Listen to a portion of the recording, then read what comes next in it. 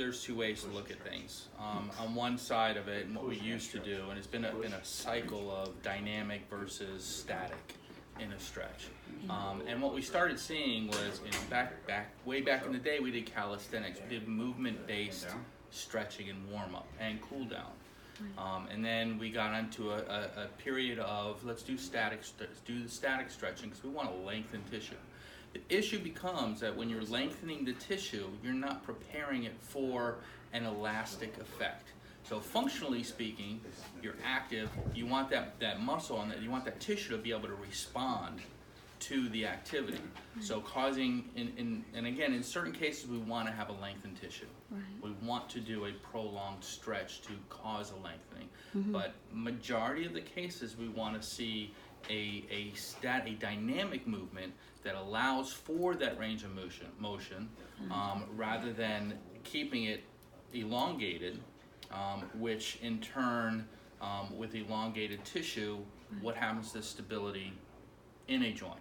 What happens to, then there's a whole other set of issues that come into play with re-strengthening, and then you re-strengthen an elongated muscle, then what's going to happen is going to want to clamp back down. Gotcha. There are some sports that require a lengthened tissue, you know, so you have to work that into the dynamic phase.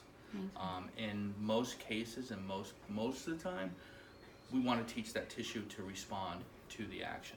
Gotcha. So that it will stretch when it needs to, and it'll come back into place as the joint requires. Right. Is that another word for re-educating?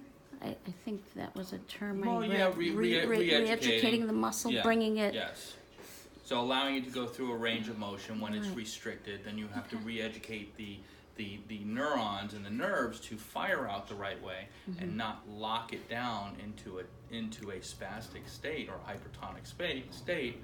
But again, it's teaching it to respond rather than staying loose. Okay. You know, so we want, I think it's better, what we found in the last 15 years, 20 years is that having that dynamic reaction, we started seeing less injuries.